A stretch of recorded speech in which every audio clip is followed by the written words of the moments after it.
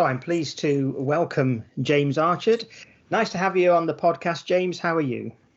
I'm fine, thanks, Roland. Thank you very much for asking me to come along this evening. Although I'm not actually in your house, I'm in my house and you're in yours. It's great to be here. So thank you very much. Yes. Oh, it's a pleasure. So I'm going to let you introduce yourself a little bit to our listeners by just telling us a little bit about yourself, really. That's a difficult one, isn't it? Well, it's always the most difficult question of the lot. Well, I'm retired. I trained as an engineer many years ago. I retired as a health and safety manager, and in between, I was a professional manager in the production area of a company. And that's about it for my working life, to be honest with you. And so you're not too far from me. So you are a Wiltshire man then, James, or lived in Wiltshire a long time? Yes, unfortunately I am. I was born in Trowbridge, always looking to get out of the county and work abroad or wherever, and it never really happened. So I ended up staying in Wiltshire, and it's just the way your life goes, and family and all your relationships and things like that have all been in Wiltshire, and there's no real method to that madness, to be honest with you. And do I have any great feelings about Wiltshire? I used to like the old county council crest that we had years ago. I think that was a nice one. And since that's gone, it's not quite as nice from a point of view of the badging on bridges and place names. But yeah, I'm okay with Wiltshire. It could be a lot worse. Good, it could indeed. Absolutely. And I'm only just down the road from you, so we both enjoy, to some degree, being in the county of Wiltshire. Now, from looking at your YouTube channel and watching you present, we'll talk about your YouTube channels later.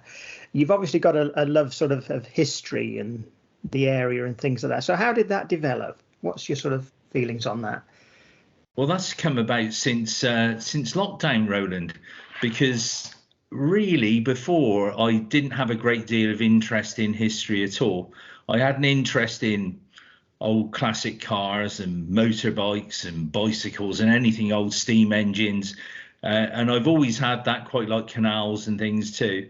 But that's as far as it went. And then during lockdown, I started to walk a great deal. So I walked in all the local areas because we couldn't go much further, and I got up to walking about between 4 and 6 hours a day, silly amounts of mileage. And as I was walking, I would just take pictures, and then I put the pictures on Historic Wiltshire, and people would ask me about an area and say, well, you took a picture of this, do you know the history of it? So then as I went around, I started to find out the history of an area as I went to it, and so as I could put more meat on the bones from my own point of view, and try and enjoy the area more, because the more you know about an area, the more you can enjoy it. And then I started to find lots of things that I never knew really existed and within the county, and things that were sometimes rumoured as being myths and legends, and then turn out to either be fact or not. And there's so much within such a short distance from your house that you never really knew about until you go out there and walk it and look. It's no good just looking in a book. Most books were written on history subjects. Most of our area books are written sort of like 30 years ago, so they're very dated.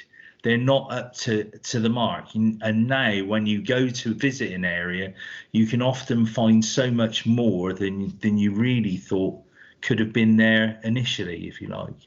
I think certainly with me, lockdown increased my observation, because you tend to walk the same routes a little bit as well when you're in lockdown. And I was still working till the end of September, so I'd had limited time to go out for a fresh air walk.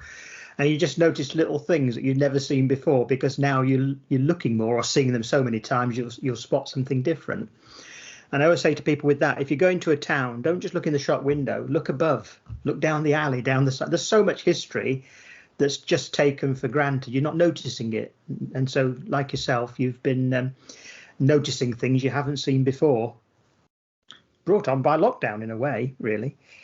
That's right. So that's the positive side of lockdown, is that I was doing that as I went out walking and looking at a place, I would walk as far as from here to Eddington, and then Bratton, and then the other way towards Frome and towards Beckington and Trowbridge as well, Melksham a couple of times.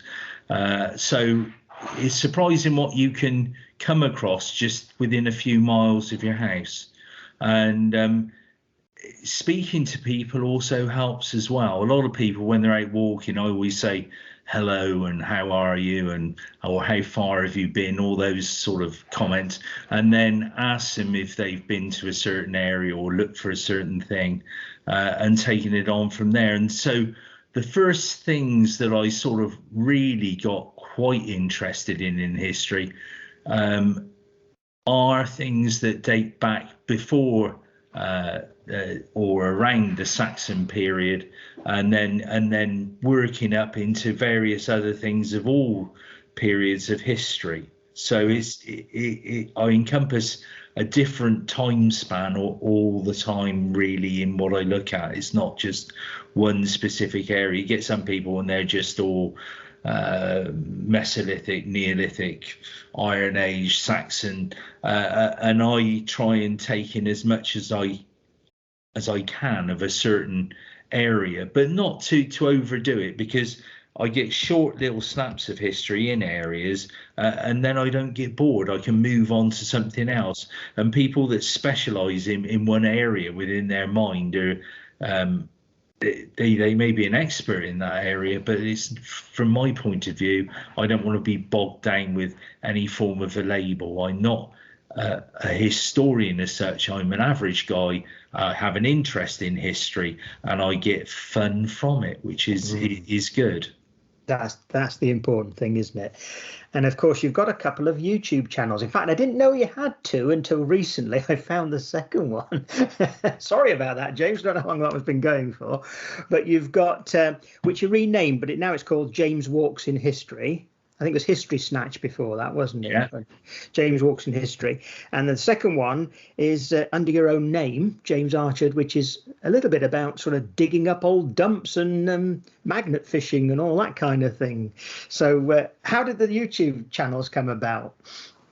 Well, the magnet fishing one was the one that I started with, and I used to go magnet fishing at weekends when I was working, and I just got a great deal of fun out of it, really, throwing a magnet in and seeing what I could pull out on the other end.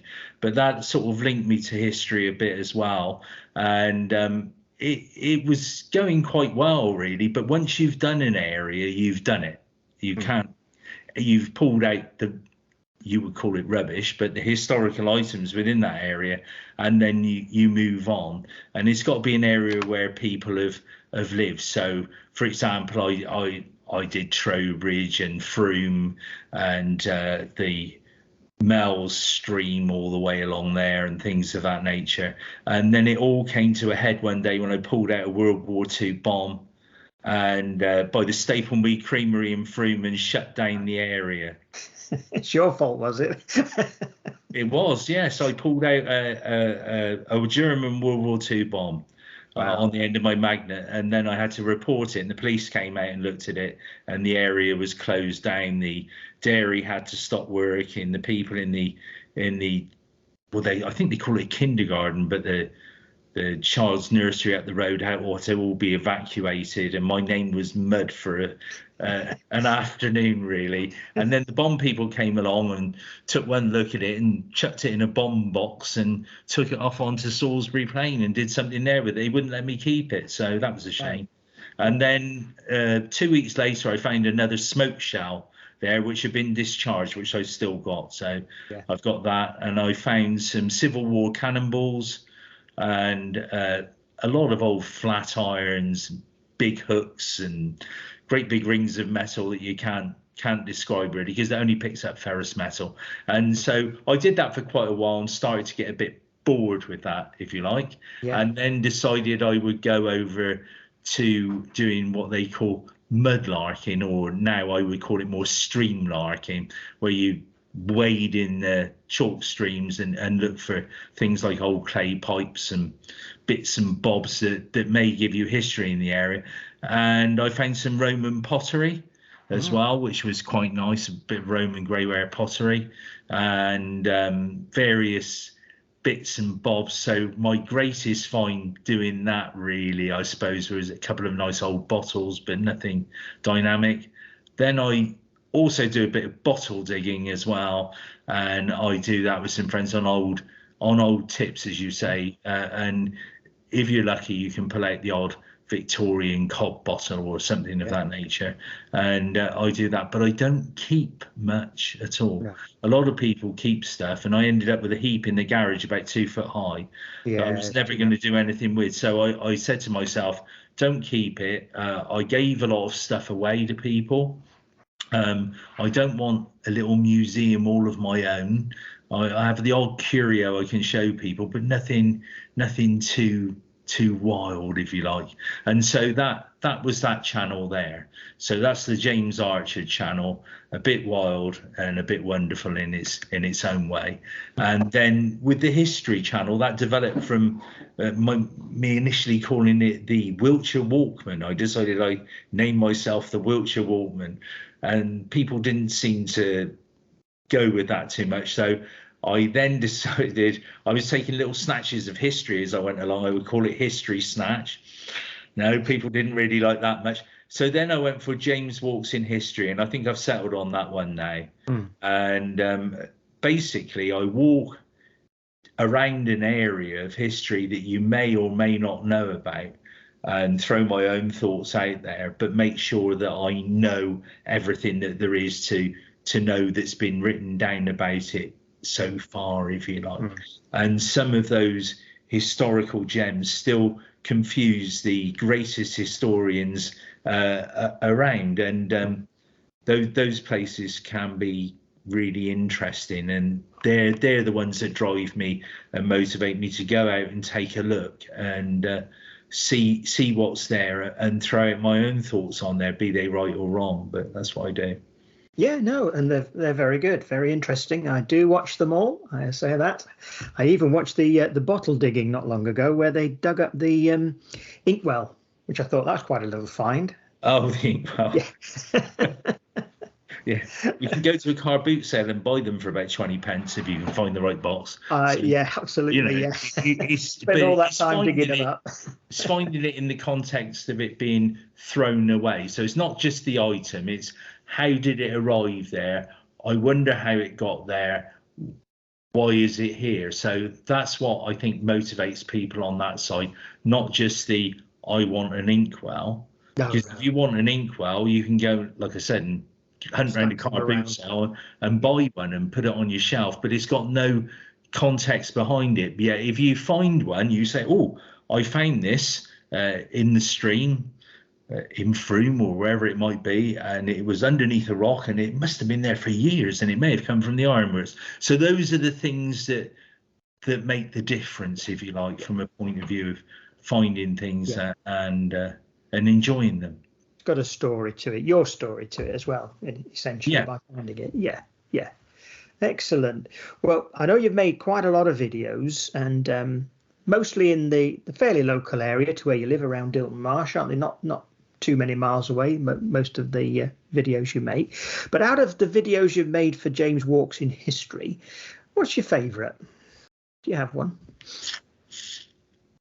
That's a very difficult question. My favourite is really my favourite subject, and to find a favourite subject is the thing that you need to do.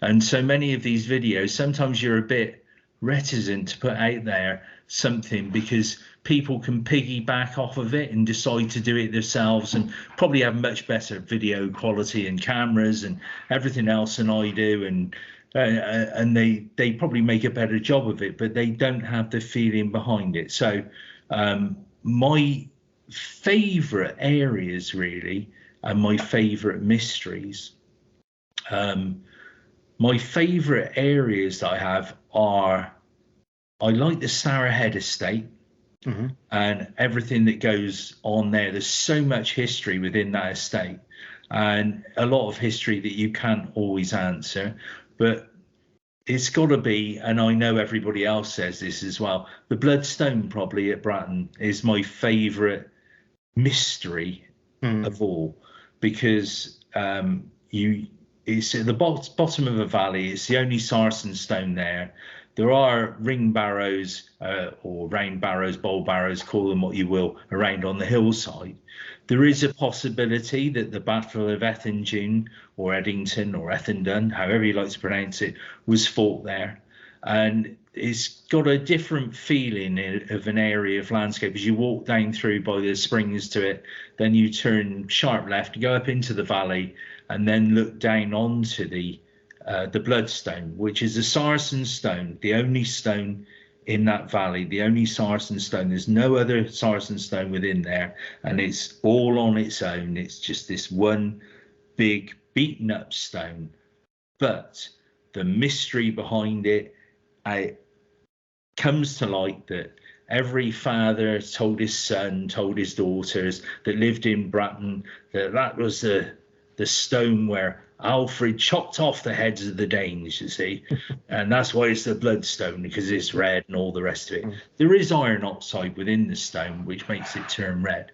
Yeah. But there is something to it, and that something to it is that I went and found the Bloodstone, which is not an easy thing to find initially if you've never been there. And I found the Bloodstone and had a good cuddle with it and put my neck on there to see if it fitted and rubbed it and all the rest of it, and sat there on the stone and thought, well, I must find out some more information about it. So I went away and then I looked up as much information as I could about the Bratton Springs and the valley as a whole, if you like, because there's not too much. And there's areas within the valley called Danesley, which doesn't make a great deal of difference because it just means Danes Field, really. But it could have been Danes that stayed on after a battle. It could have been named after a battle. Time exactly, we don't really know.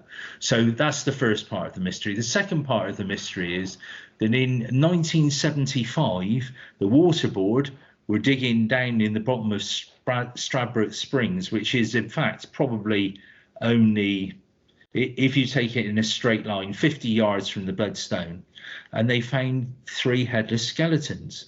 So they called the police in.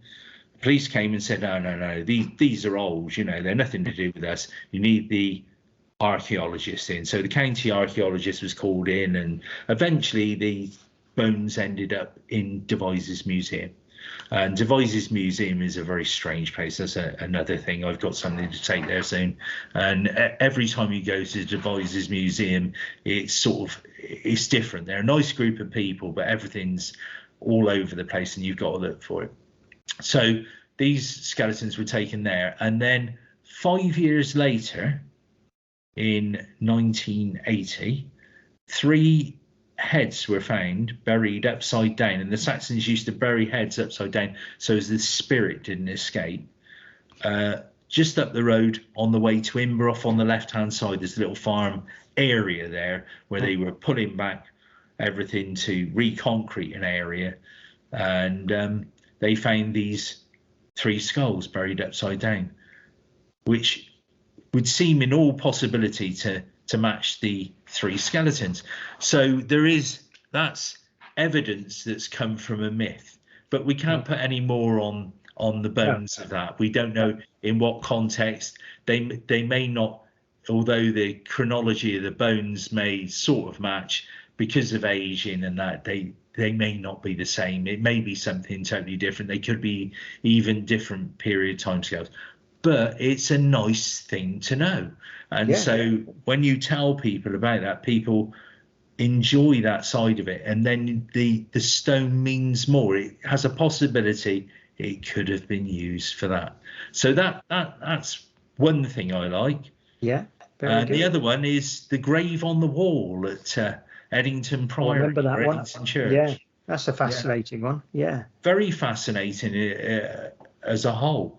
And also the murder of Bishop Ayscough as well, when they dragged him away onto the top of the hill outside the church and chopped him into many pieces, stole all his finery and everything else. But the bishops then were like the playboys and politicians of today. They were hated. People didn't like them. They had everything. They had nothing. And it was all around the time, I think, of Jack Cade's rebellion, and it all kicked off around 1450. So that's quite interesting. But the actual grave on the wall, the interesting part about that is that you look at the grave on the wall and you think, who's in there? Is there anything in there? Is there anybody in there? And could it in fact be the bones of Bishop Ayscough? They've thought, well, we can't bury him in the churchyard because people are going mad. Should we just stick him on the wall? I don't know, but it's a thought I play with. And also just up the road from there is the Holy Well, the Ladies' Well. And not a lot of people know where it is. And the strange thing is, I'm on the committee of the Bratton History Group, and I say to people, you know, have you been to the Bloodstone? And these are people that have lived in the village for years. No, never been. I say to people, have you been to the grave on the wall at Eddington? Most of them, yes, they have. Do you know about Bishop Ayscough? No, a lot of them don't.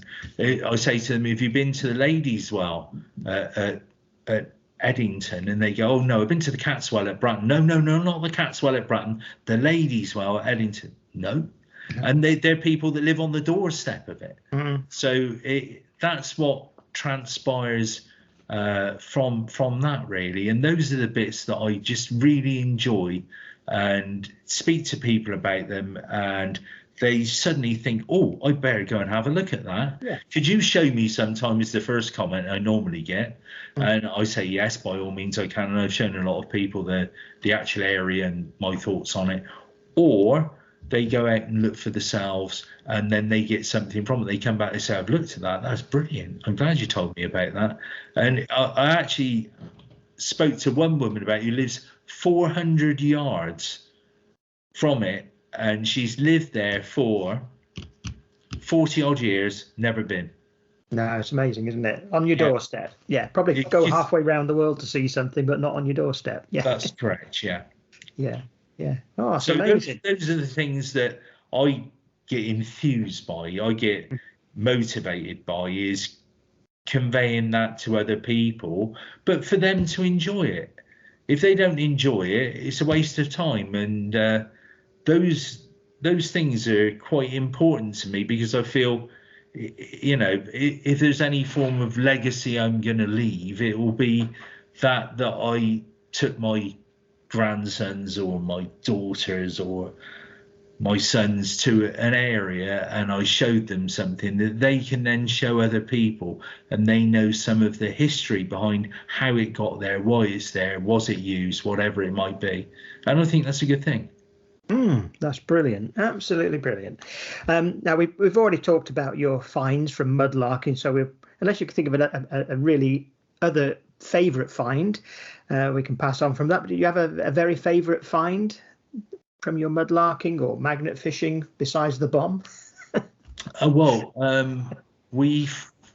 went out with some friends of mine, Jackie and Dave.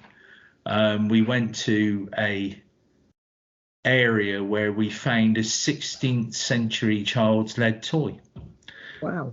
By what was a ford and is now a bridge by there.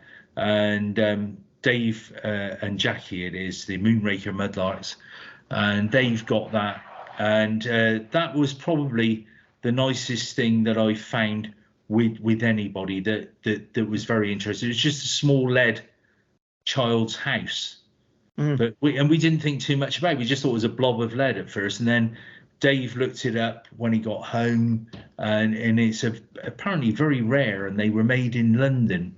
And it ended up in Wiltshire, and it's just nice to think that a child might have played with that, 300 and odd years ago. Yeah, amazing, absolutely. So I'm sure you'll probably find some more interesting things over the coming months with all the digging and things like that. So keep me posted. Well, I'm sure you'll probably put a video up if you do. So we'll look forward to that. Have you got what plans have you got for further episodes on your channels? You got anything planned imminently that people can look out for? Planned? It just comes into my mind and I go off and do it. Do it, best way. Yeah. I don't really have a great deal of planning, Roland. I decide that I may go back to an area and look at it when I've learned more about it and my thoughts have changed. I decide, if you like, on the weather. If it's too windy and it's raining, it's a waste of time making a video. So it's got to be good weather. If it's too sunny, sometimes you get too many shadows. Yeah. It's an absolute nightmare, and it's just me and a tripod. Yeah. And I'm talking away to this camera and not really knowing whether I'm doing a good job or not.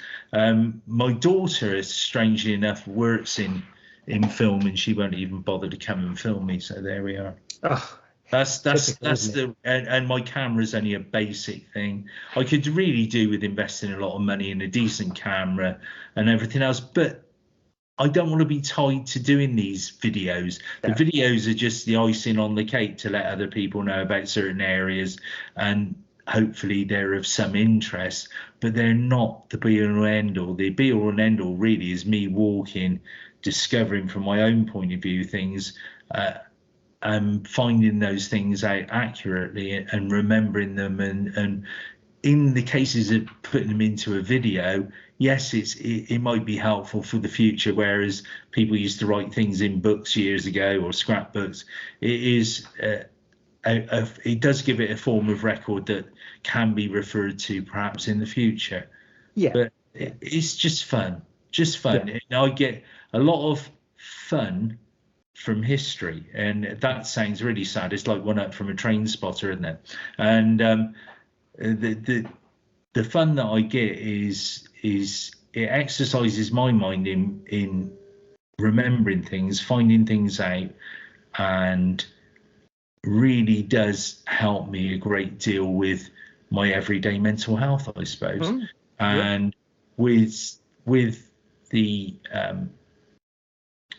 history itself, as you know, I've also got a Facebook site for Adventures in History for All UK. And I will eventually go private on that site, because it's so as people can post on there areas that they found interesting, things that they find interesting.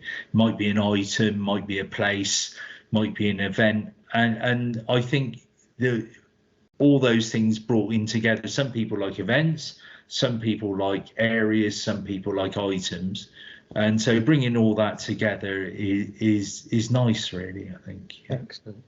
I was going to mention the Facebook group, so people can request to join your Facebook group, and I can pop the link in the podcast description along with your YouTube channels, so people can find out what you've been doing and follow your every move as you go out there and make some videos for us. But there's a big back catalogue to catch up on now. I'm not sure how many videos you've made in total, James. You've got any idea what the total number is?